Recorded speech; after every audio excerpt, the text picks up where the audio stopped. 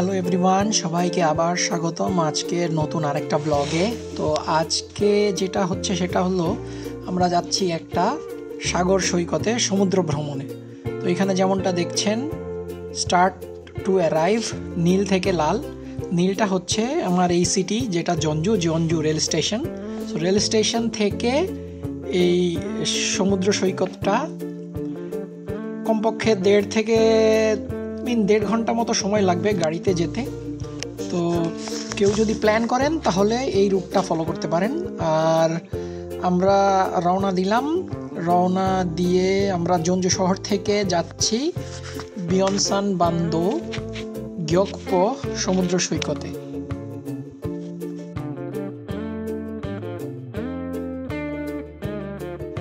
মাঝপথে আমরা একটু বিরতি নিলাম। আমরা বিরতি নিয়ে উপস্থিত হলাম একটা রেস্টুরেন্টে, পার্টিকুলারলি কফি শপ বলা যায়। তো একটা কফি শপে আমরা একটু ব্রেক নিলাম। এখানে বসে আমরা একটু নাস্তা করলাম এবং সেই সাথে এখান থেকে প্রাকৃতিক যে পরিবেশ সেটা উপভোগ করার চেষ্টা করলাম। ইন্টারেস্টিংলি এই রেস্টুরেন্টটা আসলে একদম সাগরের সাথে লাগোয়া হওয়া বিধায় খুবই চমৎকার একটা জায়গা। এখানে দোলনা আছে বসে চা কফি খাওয়ার জায়গা, এবং এখান থেকে সামনে তাকালে আপনি যেটা দেখতে পাবেন তা হলো এই সাগর। এবং এখান থেকে কিছু দূর গেলে, জায়গাটা এখনো আসলে আন্ডার কনস্ট্রাকশন বিধায় সম্পূর্ণ হয়নি, কিছুটা অংশ যতটুকু সম্ভব আমরা চেষ্টা করেছি আপনাদেরকে দেখানোর।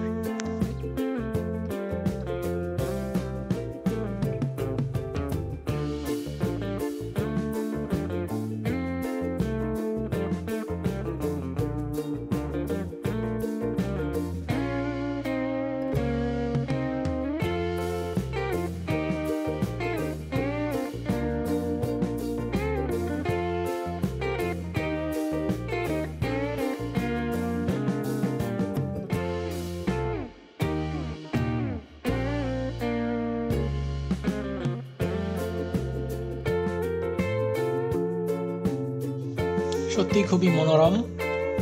তো আর ঠান্ডা বাতাস চারপাশে, তো ঠান্ডা আবহাওয়ায় এই ঠান্ডা বাতাসের মাঝেও খুব সুন্দর লাগলো এই জায়গাটা উপভোগ করতে।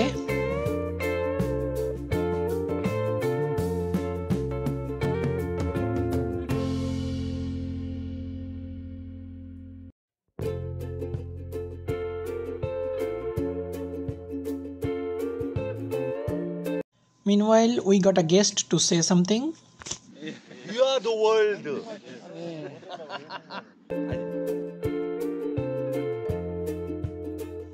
যাই হোক, এরপরে দেখলাম সেই দোলনাটা। তো দোলনাটা দেখে চেষ্টা করলাম আর একটু দোলনার মজা নেওয়ার।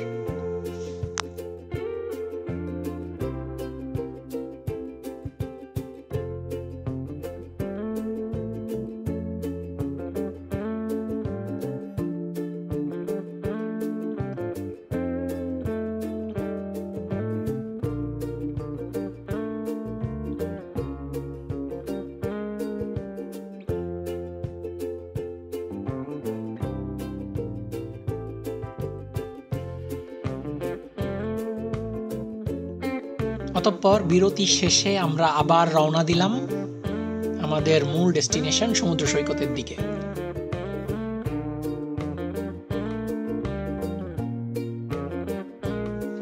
এখানে যেমনটা দেখছেন, বিয়নসান বান্দো ন্যাশনাল পার্ক ভিজিটার সেন্টার।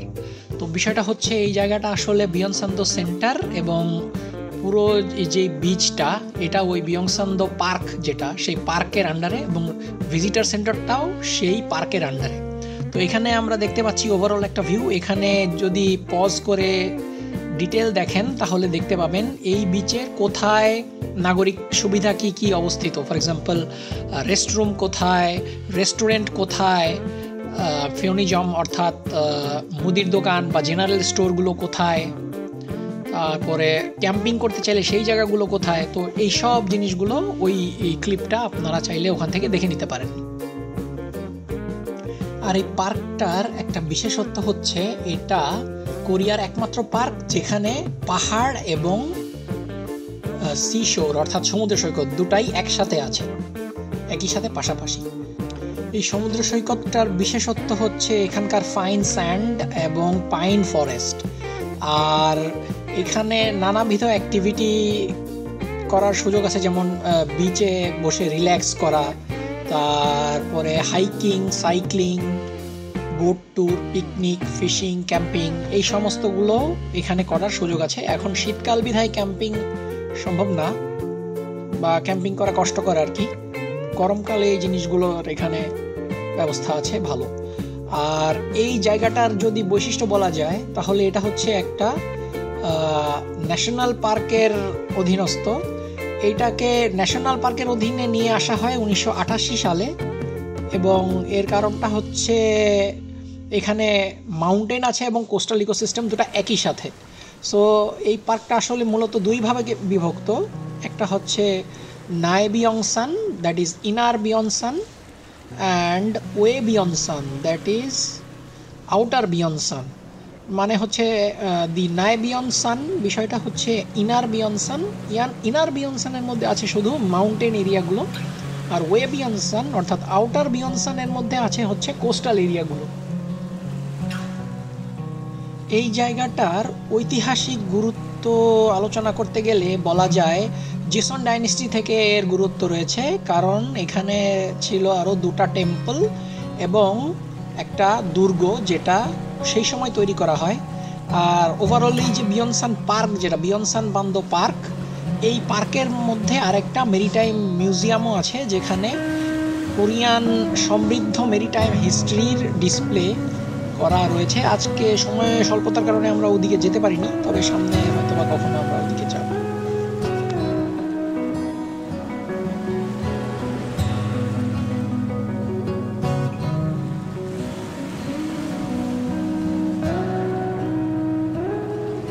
এখানে একটা শিল্প দেখে জিনিসটা কিসের মূর্তি দেখার জন্য এগিয়ে গেলাম।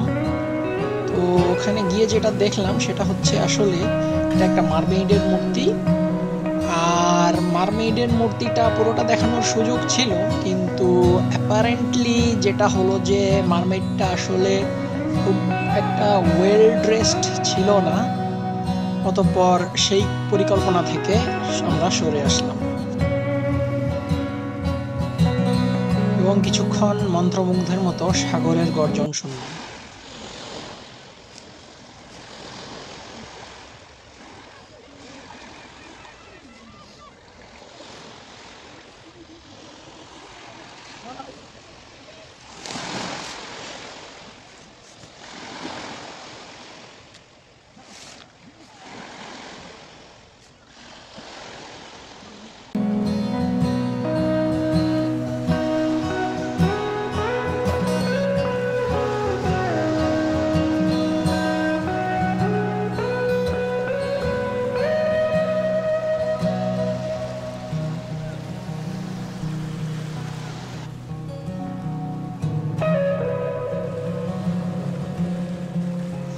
অতঃপর এদিক থেকে ফেরার পালা। এই ডান পাশটা দেখলাম, এতক্ষণ আমরা বিচের ডান পাশে ছিলাম, তো সেখান থেকে এবার এই দেখুন এটা হচ্ছে বিচটার বাম পাশটা। তো আমরা এখন চলুন বিচের বাম পাশটা কেমন সেটা এক্সপ্লোর করে আসি।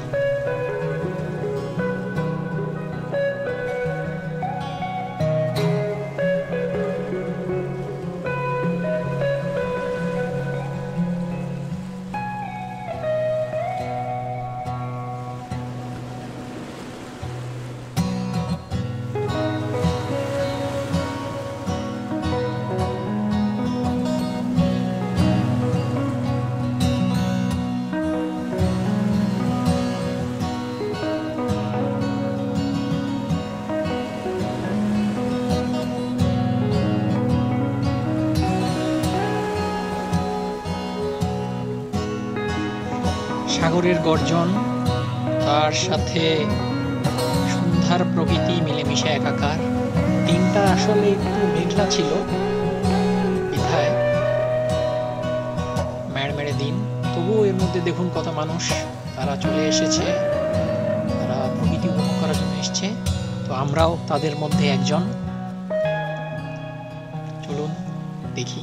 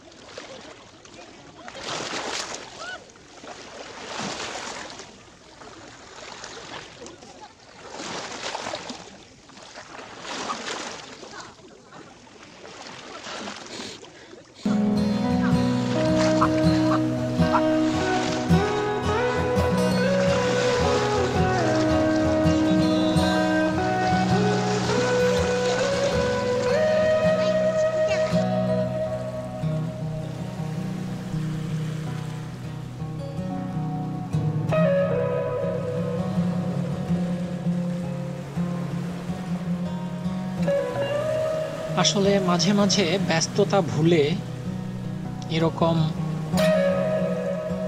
জায়গায় চলে আসা উচিত, কিছুটা সময় ব্যয় করা উচিত।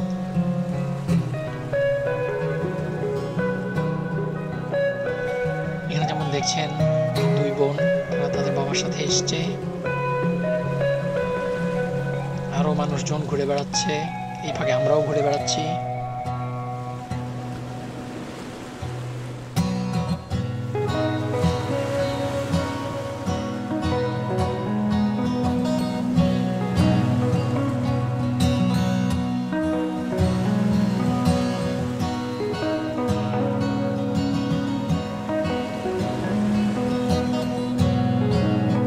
অতঃপর এখানে আরেকটু দেখলাম কতদূর সামনে যাওয়া যায়। দূরে যেমনটা দেখছেন দ্বীপের মতো, চারপাশে আকাশটা মেঘে ছেয়ে আছে, তারপরে একটু সূর্যের আলো ছিল। এখানে দেখতে পাচ্ছেন একজন আন্টি, উনি সমুদ্র তটে শরীর চর্চা করছেন খালি পায়ে। ওভারঅল এইটাই ছিল সেখানকার দৃশ্য। হঠাৎ একটা কাজের কথা মনে পড়লো, সেটা হলো সমুদ্র তীরে তো এলাম, কিন্তু নিজের নাম তো লিখলাম না। তো নিজের নাম লিখতে বসলাম, এখানে দেখেন ক লিখতে গিয়ে কলম ভেঙে গেল, এমন একটা অবস্থা।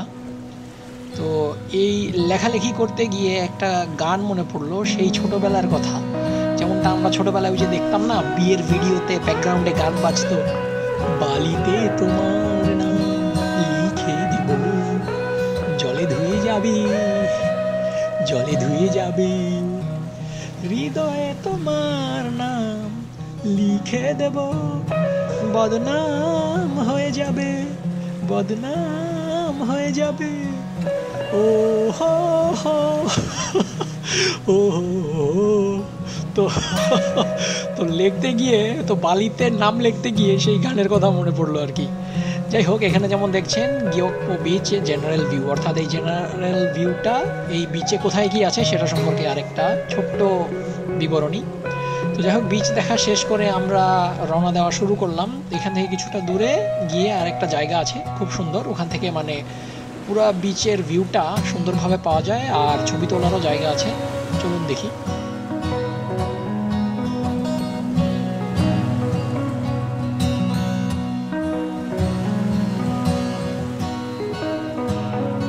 আমরা ঠিক এই জায়গাটার কথাই বলছিলাম আর কি। এখান থেকে পুরো ভিউটা খুব সুন্দর রকম পাওয়া যায়।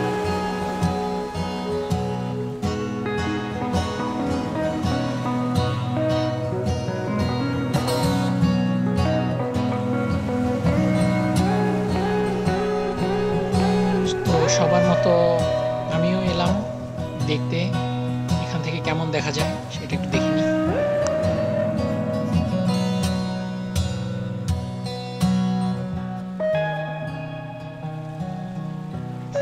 দেখতেই পাচ্ছেন এখান থেকে জায়গাটা, পুরো জায়গাটা খুব সুন্দর দেখা যাচ্ছে। এখানে একটা ফলক স্থাপন করা আছে, ফলকটাতে লেখা আছে হে নমি ছে হুয়া।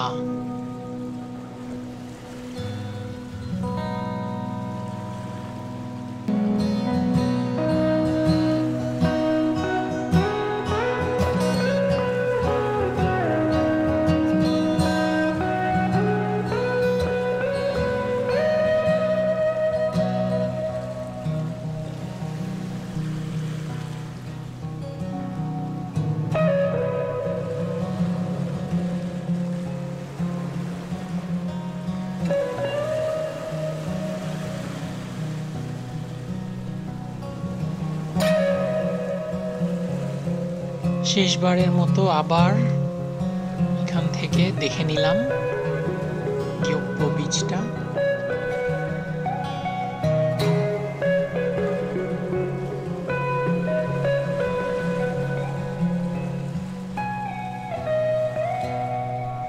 অতঃপর বিদায়ের পালা, আমরা পুনরায় ফেরার পথে রওনা দিলাম। আজকে এই পর্যন্তই, দেখা হবে আবার আরেকটা কোনো ব্লগে। ধন্যবাদ।